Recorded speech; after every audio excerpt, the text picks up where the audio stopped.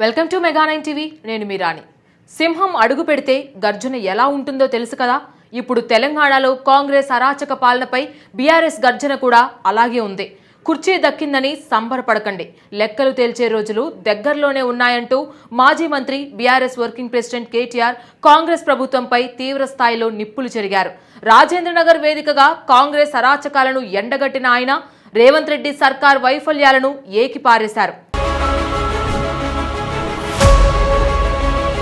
ఈ సందర్భంగా కేటీఆర్ మాట్లాడుతూ అడ్డగోలు 420 హామీలతో అధికారంలోకి వచ్చిన కాంగ్రెస్ పార్టీ 100 రోజుల్లో 6 గ్యారంటీలు అమలు చేస్తామని చెప్పి 2.5 ఏళ్లు గడిచినా ఇప్పటి వరకు చేసిందేమీ లేదని మండిపడ్డారు. అడ్డమారి గుడ్డి మారిడారిలో రేవంత్ రెడ్డి ముఖ్యమంత్రి అయ్యాడని, తెలంగాణలో కాంగ్రెస్ ఖేల్ఖతమైందని, ఆ పార్టీ దుకాణం బంద్ కావడం ఖాయమని ఆయన జోస్యం చెప్పారు. ఈ 420 పాలనలో తెలంగాణ రాష్ట్రం నలిగిపోతుందని, కాంగ్రెస్ చేతిలో ప్రతి ఒక్కరూ మోసపోయారని ఆవేదన వ్యక్తం చేశారు. కేవలం మోసపూరిత హామీలే కాకుండా ప్రస్తుతం తెలంగాణలో అధికారిక పాలన పక్కన పెట్టి అచ్చంగా ఆర్ఆర్ ట్యాక్స్ వసూళ్లు నడుస్తున్నాయని కేటీఆర్ ఆరోపించారు.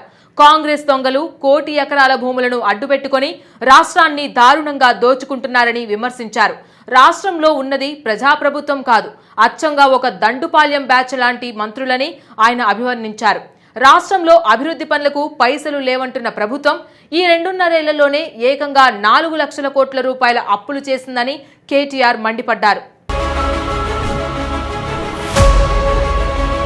ఒకవైపు రాష్ట్రాన్ని అప్పులు పాలు చేస్తూ మరోవైపు పేదల ఇళ్లను కూల్చడమే ధ్యేయంగా ఈ ప్రభుత్వం పెట్టుకుందని కేటీఆర్ ధ్వజమెత్తారు.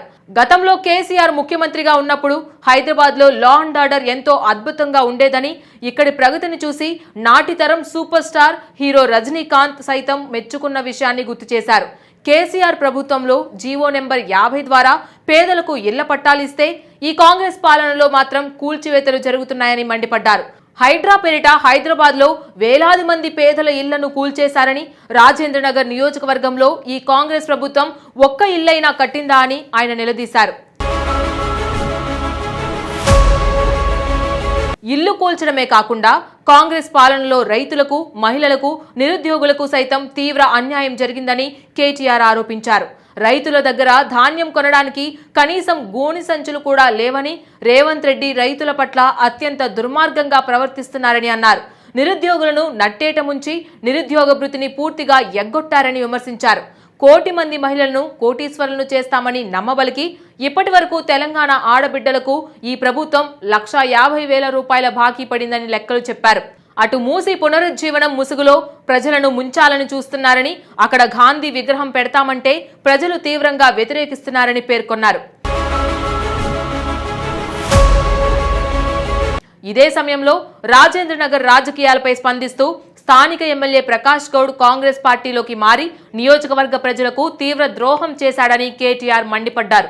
ఆయన పోయినంత మాత్రాన బీఆర్ఎస్ పార్టీకి ఎలాంటి నష్టం లేదన్నారు.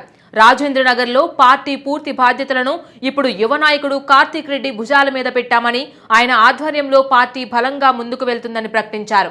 నాడు కేసీఆర్ పాలనలో ఎన్నో సంక్షేమ పథకాలు వచ్చాయని, తెలంగాణ వ్యాప్తంగా 1000 గురుకులాలు, 204 మైనార్టీ గురుకులాలు ఏర్పాటు చేశామని చెప్పారు.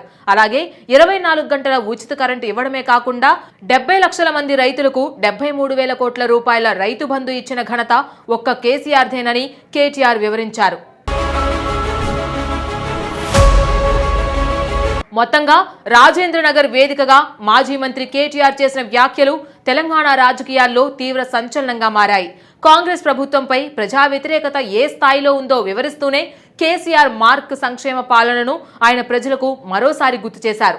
పార్టీ ఫిరాయింపుల వల్ల బీఆర్ఎస్ క్యాడర్ అధైర్యపడాల్సిన అవసరం లేదని, రాబోయే రోజుల్లో ప్రజాక్షేత్రంలో కాంగ్రెస్ వైఫల్యాలను ఎండగడుతూ మళ్లీ గులాబీ జెండా ఎగరవేయడమే లక్ష్యంగా పార్టీ శ్రేణులకు కేటీఆర్ దిశానిర్దేశం చేశారు.